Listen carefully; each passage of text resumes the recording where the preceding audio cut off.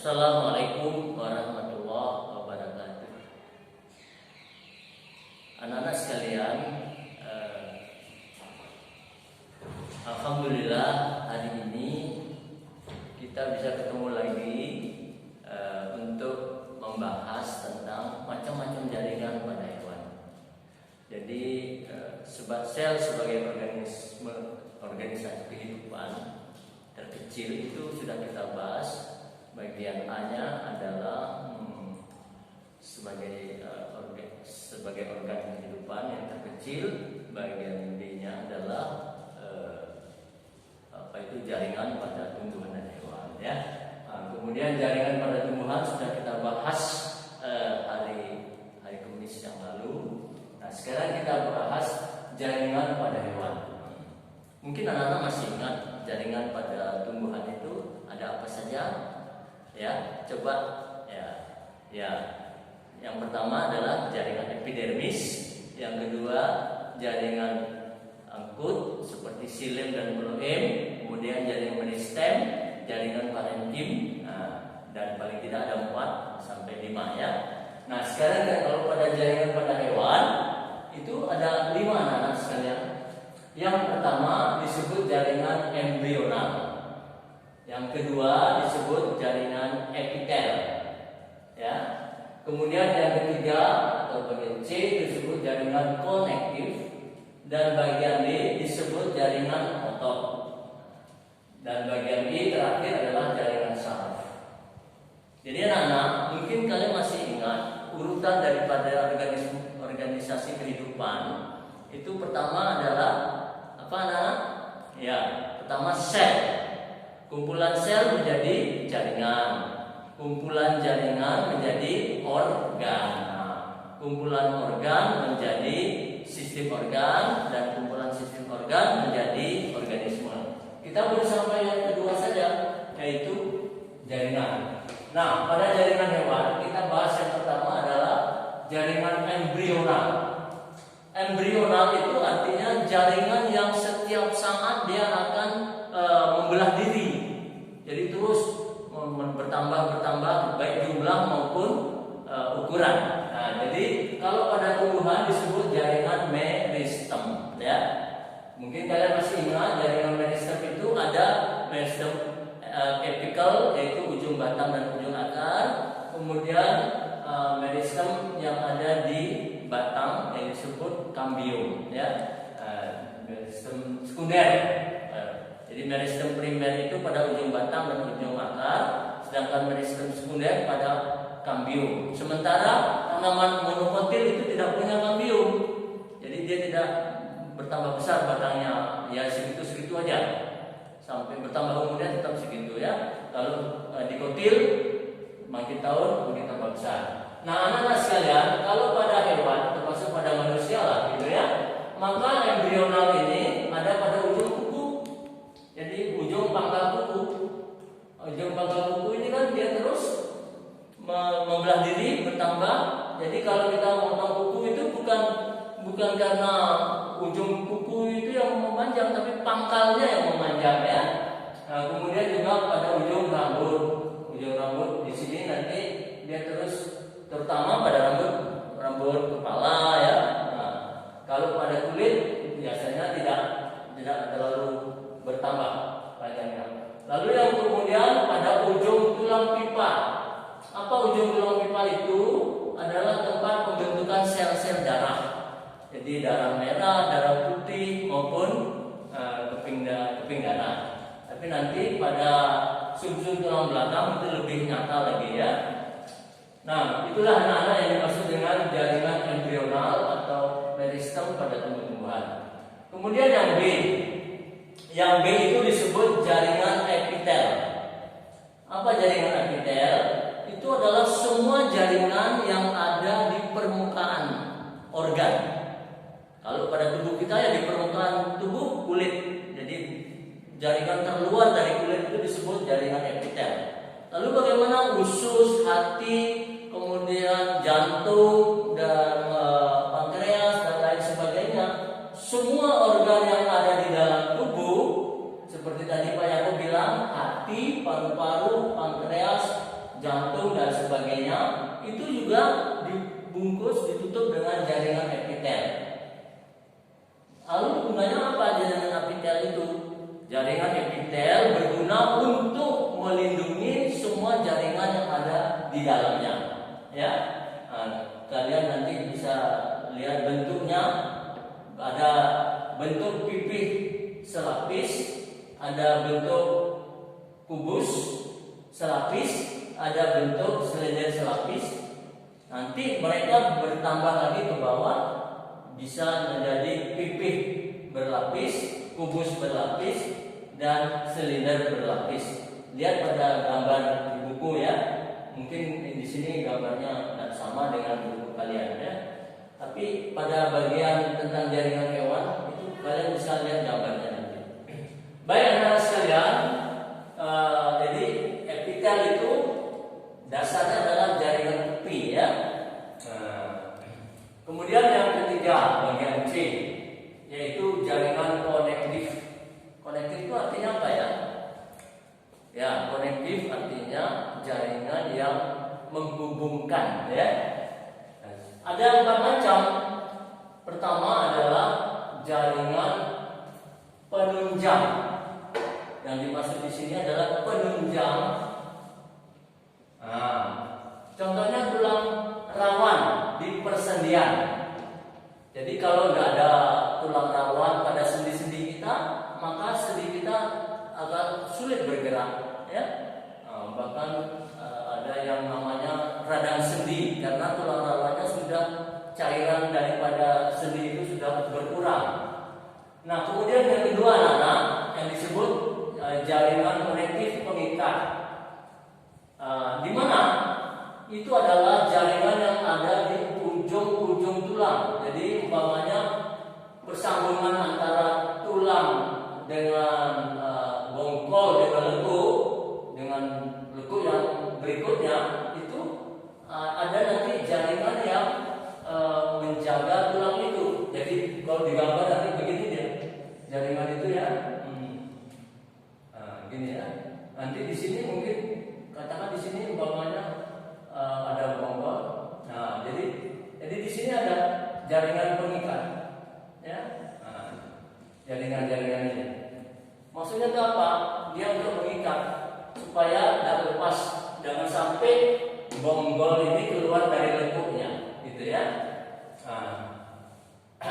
Mungkin anak-anak kalau tahu orang seleo itu disebabkan karena terlalu kuat bergeser antara bonggol dan lekuk sehingga jaringan pengikatnya ini nggak kuat menahan, ya. Nah, anak-anak sekalian, kita lanjutkan yang ketiga. Jaringan yang ketiga itu adalah konektif. Jadi penyambung. Di sini bisa kita lihat pada pengikat antara otot dengan otot. Di sini. Di sini ada jaringan konektif antara otot dengan otot. Itu nanti akan ada jaringan yang disebut sebagai jaringan konektif ya. Kemudian yang keempat, jaringan yang keempat ini jaringan yang tidak jelas dia jaringan atau bukan sebenarnya ya. Nah, disebut jaringan konektif hematopoietik. Apa itu? Yaitu sumsum tulang belakang. Di mana sumsum tulang belakang ini dia akan membentuk eritrosit, leukosit, dan trombosit. Kalian masih ingat nggak eritrosit itu apa? Ya, eritrosit itu adalah keping sel darah merah, ya, atau sel darah merah saja, bentuknya pipih, ya. Kemudian leukosit itu yang disebut dengan sel darah putih. Adapun trombosit bentuknya berkeping darah. Jadi kalau sel eritrosit itu gini bentuknya, ya, kayak cakram ya. Kalau leukosit bentuknya gini. Kalau trombosit bentuknya berkeping-keping ini ya. Nah, ini trombosit. Jadi bedanya itu. Ya. Nah, jadi karena sumsum tulang belakang ini dia memproduksi eritrosit, leukosit, dan trombosit, maka dia disebut sebagai jaringan konektif hematopoietik. Ya. Nah itu anak-anak sekalian. Baik, kita lanjutkan sekarang yang keempat. Yang keempat atau D disebut jaringan otot. Nah, kita kadang-kadang bingung ya pada saat kita membeli daging di pasar itu jaringan apa? Ternyata daging itu adalah termasuk jaringan otot lurik. Otot lurik ini yang terbanyak. Jadi kalau kita sebut daging itu pasti jaringan otot lurik. Bukan jaringan otot polos dan bukan jaringan otot jantung. Kenapa? Jaringan otot polos itu adalah jaringan yang menyusun semua organ dalam manusia ataupun organ dalam hewan. Ini organ dalam itu apa saja, seperti hati, seperti seperti pankreas, kemudian paru, termasuk usus, itu semua adalah organ dalam yang bentuk jaringan disebut jaringan otot polos. Jaringan otot polos seperti ini, selnya ini satu ada, inisialnya ada ya. Kemudian adapun daging yang sering kita jual belikan dengan harga yang kadang naik kadang turun ya, itu disebut otot lurik. Jadi otot lurik, umpamanya di mana ini, di lengan kita, di lengan atas, lengan bawah, di paha, di betis, kemudian juga di perut, itu nanti bagian yang fungsinya sebagai jaringan otot lurik gitu ya, disebut daging ya. Nah, bagaimana dengan otot jantung? Otot jantung, anak-anak lihat di sini. Kira-kira menurut kalian mana yang lebih kuat antara otot polos, otot lurik, dan otot jantung? Maka kalau dari gambarnya kelihatan bahwa otot jantung ini akan jauh lebih kuat. Kenapa?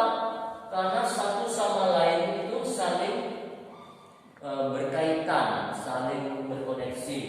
Nah, kita tahu ya anak-anak, jantung kita itu tidak pernah berhenti.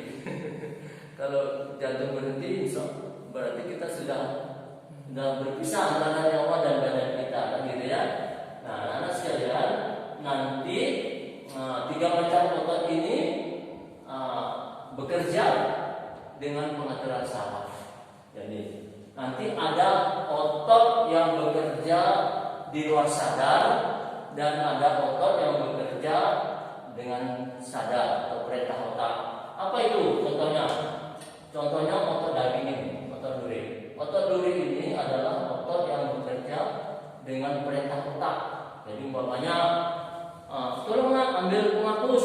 Nah, ini. Ada anak murid, tangannya, otaknya memerintahkan otot durinya untuk mengambil penghapus. Itu namanya bekerja di bawah pengatur sadar atas perintah otak. Tapi baik otot polos maupun otot jantung ini dia bekerja di luar sadar. Apa buktinya? Kalau kita tidur, semua usus kita bekerja tetap mencerna makanan yang kita masukkan. Jantung kita tetap bekerja memompa darah. Walaupun dalam keadaan tidur dia bekerja lebih pelan, tapi tidak ada perintah otak untuk bekerja terus. Jadi tanpa perintah pun dia bekerja terus. Nah, ini berarti bahwa otot polos dan otot jantung itu bekerja di luar sadar atau di luar perintah otak ya. Nah, baik anak-anak sekalian, sudah sampai pada bagian kelima terakhir. Ini yang disebut dengan jaringan saraf. Kira-kira saraf itu menurut kalian penting atau tidak? Nah, nanti ada orang yang sudah kena stroke, akhirnya ya kita ini tangannya nggak bisa digerakkan lagi. Biasanya kalau stroke-nya di otak kanan, tangan kiri nggak bisa digerakkan. Kalau stroke-nya di otak kiri, tangan kanannya nggak bisa digerakkan.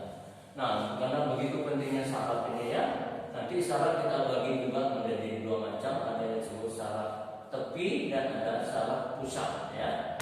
Cuma di sini Pak Yaku belum tulis yang mana saraf tepi, yang mana saraf pusat. cuma dalam penjelasannya sebentar. Baik, satu sel jaringan saraf, satu sel saraf ini gambarnya seperti ini anak-anak. Ada ujung-ujung serabut, jadi ini disebut badan sel saraf. Yang ini sisanya itu disebut serabut saraf. Nah, serabut saraf itu ada dua. Pertama dendrit, yang kedua nerit. Dendrit itu adalah ujung-ujung serabut saraf yang halus, sedangkan nerit adalah ujung serabut saraf yang panjang. Di sini Pak Yaku gambar agak besar gitu ya, supaya jelas nanti. Lalu bagaimana cara kerjanya? Semua rangsangan yang datang pada diri kita, apakah itu cahaya, apakah itu bunyi, apakah itu suhu dari kulit ke kulit ya, dan lain sebagainya, maupun rasa, itu nanti yang menerima adalah serabut saraf dendrit. Kemudian dimasukkan ke dalam badan sel saraf yang di sana ada inti sel atau nukleus. Ya. Lalu badan sel ini akan meneruskan rangsangan itu melalui nerit, yang sering juga disebut akson. Nanti berangkatlah itu arah impulsnya berangkat seperti arah panah ini sampai di sambungan ini namanya sinapsis. Sinapsis itu sambungan sel saraf. Nah, di sini pindahlah impuls itu atau rangsangan itu ke badan sel berikutnya. Oleh badan sel ini nanti diteruskan lagi melalui akson berikutnya. Ini juga disebut akson atau neritnya akson. Begitu seterusnya. Lalu serabut saraf yang ini, ya seandainya nanti ada rangsangan-rangsangan lain di luar ini, maka serabut sarafnya akan bekerja sama seperti yang pertama ini, ya. Nanti masuk nanti terus sana lagi ya. Sampai mana? Jaringan saraf ini nanti akan kita lihat bahwa pertama rangsangan itu diterima oleh bagian yang disebut reseptor. Apa reseptor itu? Semua panca indera kita itu adalah reseptor. Kalau kuping itu reseptor untuk bunyi, mata reseptor untuk apa? Cahaya, ya. Kemudian lidah itu reseptor untuk rasa. Lalu hidung reseptor untuk bau-bauan, ya. Sudah berapa itu? Sudah 4, sekarang 5. Kulit reseptor untuk suhu dan permukaan kasar atau halus itu kulit nanti reseptornya ya. Jadi semua itu nanti ada ujung-ujung dendritnya, ada ujung sarafnya. Dari reseptor masuk ke saraf sensorik. Sensorik itu artinya sen penerima. Dan sensorik ini penerima bisa termasuk dari saraf tepi dan sumsum tulang belakang. Ya, dari sumsum tulang belakang lalu masuk ke otak. Di otak inilah diproses, ditentukan apakah kita harus menjauh atau kita harus harus memukul dan lain sebagainya. Itu adalah otak yang menentukan. Dari otak ini turunlah ke saraf motorik. Saraf motorik ini artinya saraf yang memerintahkan kita untuk kerja. Kemudian lalu dari saraf motorik kemudian kepada efektor, saraf efektor, lalu organ tubuh kita ini merespon apakah tangan kita harus bergerak ataukah kaki kita harus berlari dan lain sebagainya ya. Jadi anak-anak sekalian, ini adalah yang namanya cara kerja daripada jaringan saraf. Nah, jaringan saraf ini sering juga disebut sebagai organ koordinasi, organ koordinasi yang untuk mengkoordinasi, mengatur organ-organ tubuh yang ada di dalam badan kita itu nanti diatur semua oleh organ saraf ini, ya seperti saraf tepi, saraf sensorik, saraf motorik, sumsum tulang belakang, saraf dan segala kaitan yang ada dengan saraf ini. Nah, anak sekalian, mungkin itulah yang Pak Yakub bisa sampaikan untuk pertemuan kita hari ini. Nanti kalau kalian kerjakan ini, uji kompetensi 2. Uji kompetensi 2 itu ada 10 soal pilihan ganda. Ya, kemudian ada 5 soal esai. Tolong kalian kalau mengerjakan buat di kertas lembaran, tulis jelas nama kelas dan halaman berapa. Ya, jadi Pak Yakub gampang koreksinya nanti di HP. Ya, mudah-mudahan kalian bisa lancar mengerjakannya, minimal nilai kalian di atas 7 lah gitu ya. Ya, mudah-mudahan kita dalam keadaan sehat. Sekian dulu, sampai ketemu hari pertemuan yang akan datang. Assalamualaikum warahmatullahi